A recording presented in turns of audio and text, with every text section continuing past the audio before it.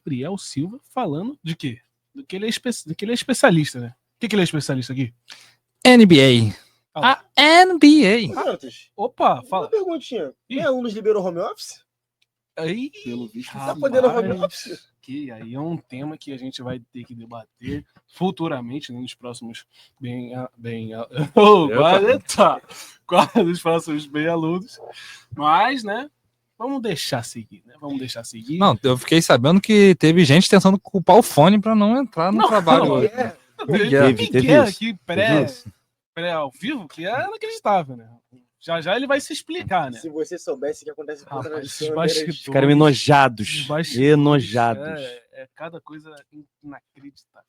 Mas antes, né, passar aqui para avisar para vocês, né? Pedir para vocês seguirem a gente aí nas redes sociais, @UERJ Audiolab, @Escola de Narradores UERJ, @BadaUERJ, @Ateliê do Podcast, para não perder nada do que a gente produz aqui no Audiolab, principalmente no canal do YouTube. E falando no canal do YouTube, para você também se inscrever e deixar o like aqui no nosso canal, né? Que a gente está fazendo transmissão agora do Bem Alunos durante a semana. Essa semana a gente está, né, em paz, tranquilão, sozinho no setor.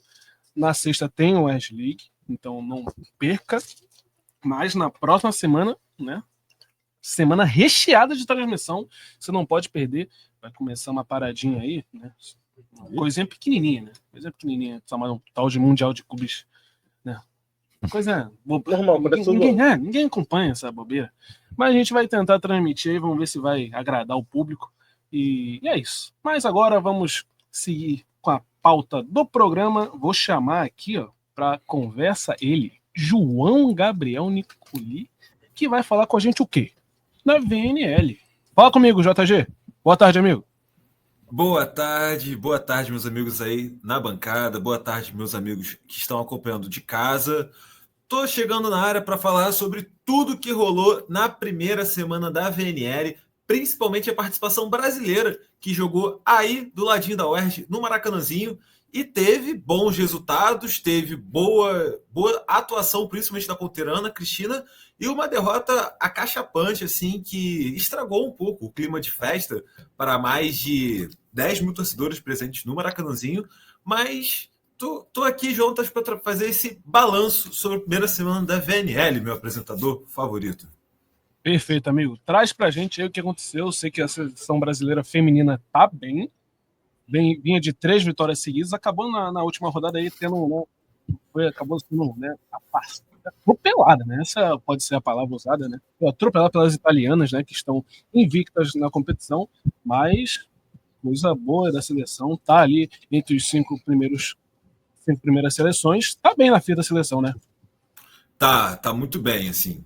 Foram 4 jogos com 3 vitórias e 1 derrota.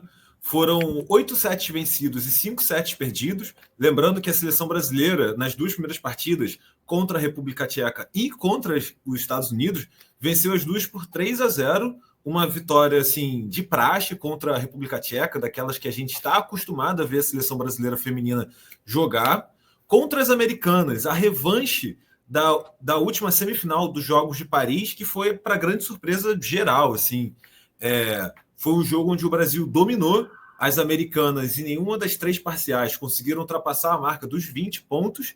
E a Ana Cristina, assim, brilhou, assim como brilhou no jogo contra a República Tcheca, brilhou mais uma vez contra as americanas. Foram 20 pontos, 16 de ataque e 2 de bloqueios, além de 2 aces também.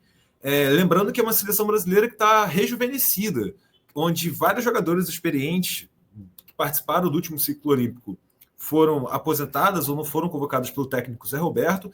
Então, assim, nós temos muitas caras novas e uma mescla, assim, de experiência, como a própria Ana Cristina, que já tem participação em Jogos Olímpicos, mas ainda é muito nova, ou jogadores que estão agora fazendo sua primeira passagem na seleção brasileira, como a ponteira Giovana, por exemplo, ou a líbero Laís. Então, assim, é uma seleção que promete muito. E o primeiro desafio de fogo, mesmo o primeiro teste de fogo dessa seleção, foi contra a Alemanha, no sábado à tarde, aquele joguinho de sabadão de tarde, Maracanãzinho lotado. O Brasil saiu à frente contra a Alemanha, sofreu a virada. Foi com emoção. Foi um open bar de emoção, num sábado à tarde chuvoso, assim como está o dia de hoje. O Brasil saiu à frente, a Alemanha fez a virada, estava vencendo por 2-1, o Brasil conseguiu o empate e no tie-break uma vitória de 15-18 para garantir o resultado, e mais uma vez a Ana Cristina foi a principal pontuadora da partida. Essa é uma tônica que a gente vai acompanhar em todo o ciclo olímpico. Na semifinal dos Jogos de Paris, ela foi a principal jogadora contra os Estados Unidos e um certo determinado momento da partida que você acompanhou aqui pela Escola de Narradores, aqui pelo Audiolab UERJ, a Ana Cristina parou de receber bola e todo mundo ficou se perguntando por que a Macris ou outra hora a Roberta não estava colocando a jovem ponteira para jogar. Mas é isso, a Ana Cristina, mais uma vez, 18 pontos contra a Alemanha, o Brasil que vinha embalado para disputar contra a Itália no domingo, quem seria a grande vencedora dessa primeira semana da VNL, da gira que foi realizada aqui no Brasil, lembrando que ela também está sendo, toda vez que rola uma semana da VNL, ela é disputada em 3 cidades diferentes, assim, concomitantemente. Pois bem, e contra a Itália, a principal seleção do mundo, as número 1, a Itália número 1, Brasil número 2 no ranking, não teve jeito, assim, a experiência italiana, que é ouro nos Jogos, que foi ouro nos Jogos Olímpicos de Paris, a gente não foi páreo para conseguir bater essa experiência. A Paola Egonu, mais uma vez, brilhou, acabou com o jogo. A Ana Cristina, mais uma vez, foi a maior pontuadora com 16 pontos, mas quem roubou a atenção mesmo foi a Paola Egonu, a melhor jogadora do mundo, a melhor ponteira do mundo, acabou com a partida. E contra a Itália, o Brasil foi muito bem no saque, o Brasil, que vinha muito bem no saque, foi o principal fundamento ali que deixou a desejar na partida contra as italianas. E isso fez toda a diferença. O próprio técnico Zé Roberto deixou claro que contra a Itália você precisa forçar o saque, você precisa prejudicar o passe das italianas. E não foi isso que a gente conseguiu fazer, então a bola estava sempre na mão para a levantadora italiana trabalhar, escolher a melhor possibilidade de ataque.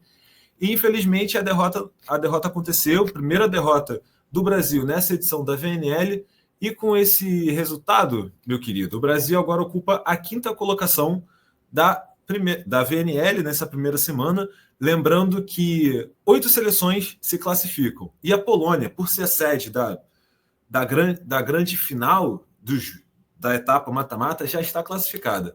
Ou seja, o Brasil tem 7 vagas aí para brigar, para estar no bolo e ir lá para a Polônia no final desse mês, no final do mês de julho, para disputar a finalíssima da VNL feminina.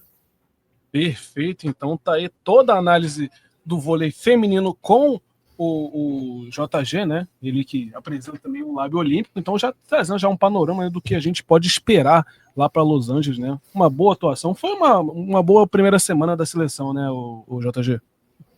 Foi uma boa primeira semana da seleção. É a primeira semana de um ciclo olímpico, né? Lembrando que com o fim dos Jogos de Paris, muita coisa mudou. O Brasil agora se prepara com uma nova seleção para disputar os Jogos lá de 2028 e já tem confronto marcado. Agora a seleção feminina volta no dia 18 de julho para a segunda semana do torneio e esses jogos serão realizados em Istambul, na Turquia. A primeira adversária do Brasil é a seleção belga, que tende a ser um jogo bem tranquilo para o Brasil passar o trator, fazer 3-0 e prosseguir aí numa boa campanha. Perfeito, então agradecer aí o JG, né? Só mais um detalhe, Jontas. Pode trazer. Para os amigos aí da mesa, sabe quem estava presente no jogo contra a Itália? Quem? Ele? Quem? Ele. O homem. Giannis Antetokounmpo. Pega? Ele mesmo. Ele tinha que ir com uma meiazinha no pé, né, JG? Porque é complicado. Faltou. Frio, faltou.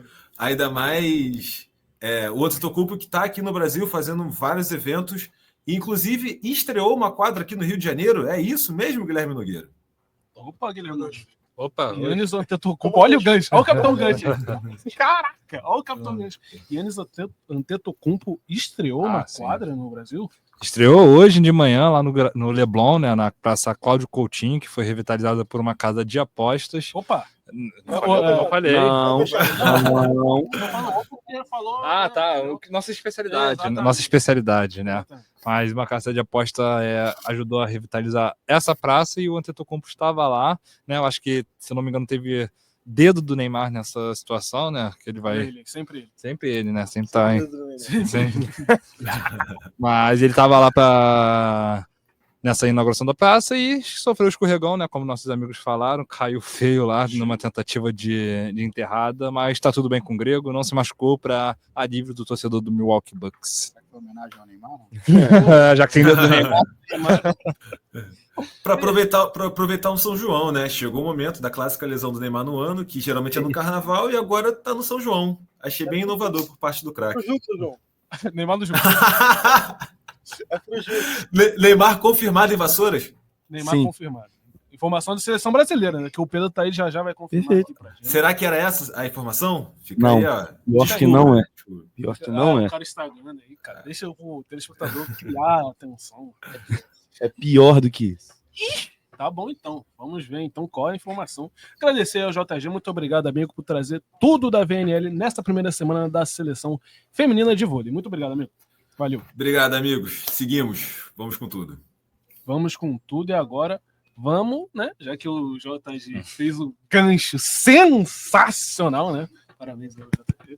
Eu não estava pensando nisso, mas ele é diferente. Ele é diferente. E agora vamos falar do quê? NBA. NBA. Vamos falar agora com ele, o homem que sabe tudo. Tudo de NBA. Guilherme Nogueira. Muito obrigado, Jonatas, pela essa como posso dizer? Esqueci o nome. Essa introdução. A NBA tivemos jogo ontem, né? O jogo 2 das finais mesmo da NBA, Oklahoma City Thunder e Indiana Pacers, terminou 123-107 para o Oklahoma e teve um roteiro um pouco parecido que foi o jogo 1, controle do jogo todo de Oklahoma. O problema é que dessa vez não teve a famosa entregada, né? A famosa reação do Indiana, chame como quiser. Mas dessa vez o Oklahoma conseguiu segurar a vantagem, 123-107, destaque para Shai Gilgeous-Alexander, o MVP da temporada regular, com 34 pontos, 8 assistências, um aproveitamento excelente de 52% nos arremessos de quadra. Já pelo lado de Indiana, Tyrese Haliburton, que é a estrela do time, foi o cestinha do time, né, com 17 pontos. O problema é que demorou para aparecer, até o último quarto só tinha feito 5 pontos, né, 12 deles foi no último quarto, já com o jogo resolvido. Também destacar aqui para o Shai, né, que ele quebrou um recorde, que era do Allen Iverson, que é nos 2 primeiros jogos de sua estreia na NBA finais, né, na finais da NBA, nos 2 primeiros jogos é o que mais somou pontos, 72, fez 38 no primeiro jogo, 34 nesse, quebrando o recorde do Allen Iverson lá em 2001, que tinha 71 pontos combinados para o jogo 1 e jogo 2, Jonathan. Perfeito, rapaz, então ele tá justo, então, ele ser o MVP da temporada, né? A gente já falou isso um pouco no Edge League, né? É difícil, né? Tu não dar um MVP para um jogador que tem mais de 30 pontos de média, tendo a melhor campanha de forma disparada, como foi o Oklahoma City Thunder, né? O principal concorrente dele foi o Nikola Jokic, que o time dele, o Denver, terminou em 4º no Oeste, se eu não me falho na memória, em 7º no geral na NBA. O Jokic terminou com médias de triplo-duplo, né? Que é um feito assim raríssimo na NBA. Quase 30 pontos de média, mas não foi o suficiente para os especialistas, para os jornalistas que votam, né, no prêmio de MVP, dar esse prêmio para o Sérvio. Acabou ficando para o Shai.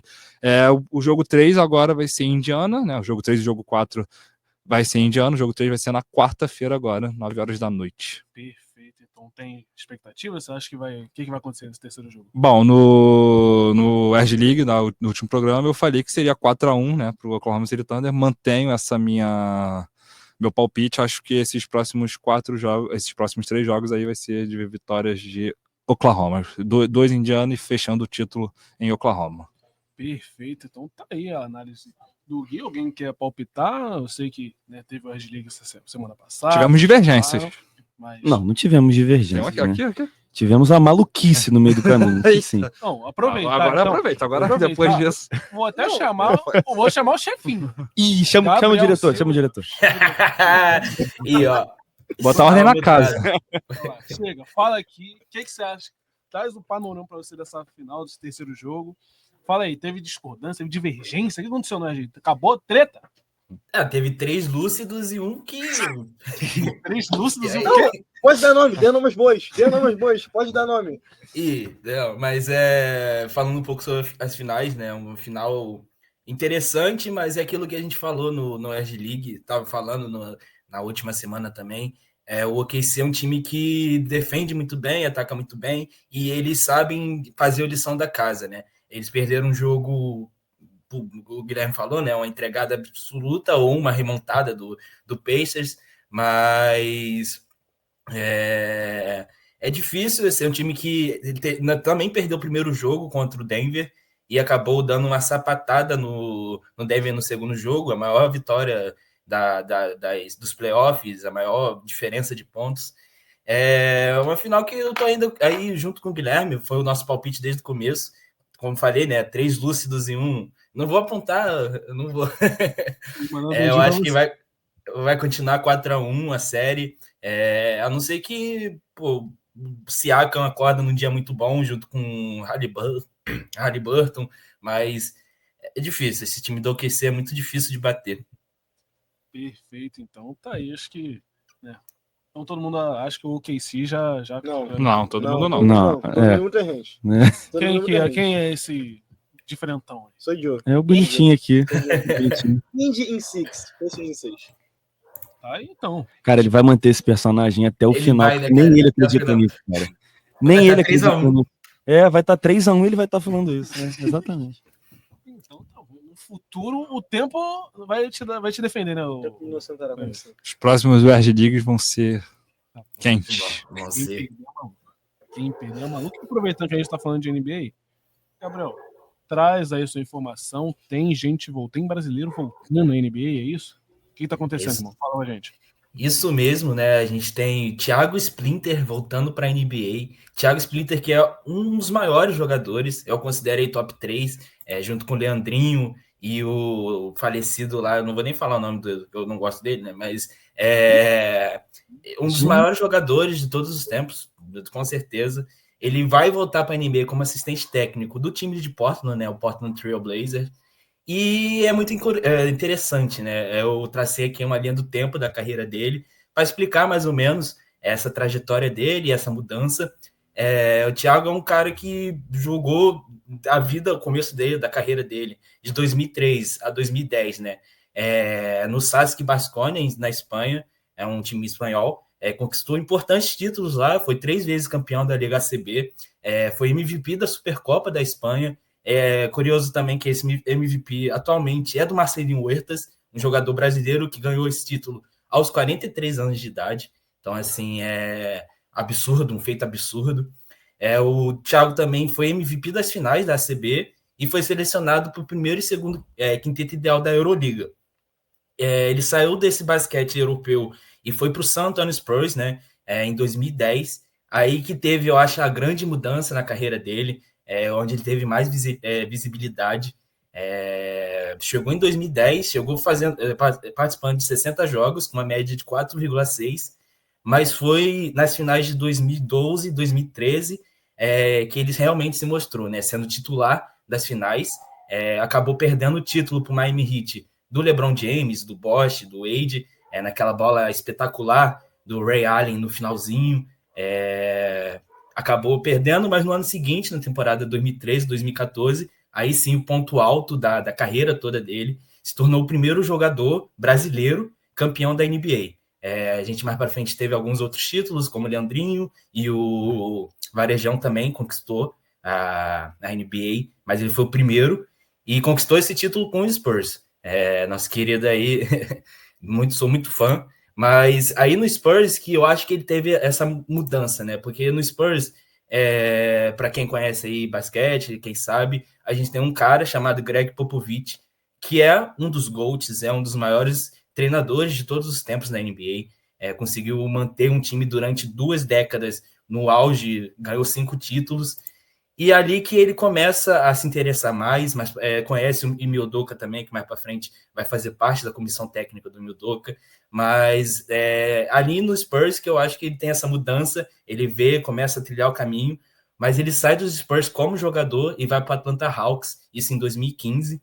só que ele sofre uma grave lesão no quadril em 2016, é trocado pelo Philadelphia, faz uma passagem boa até lá, mas acaba que é breve e a lesão dele no quadril acaba tirando ele das quadras.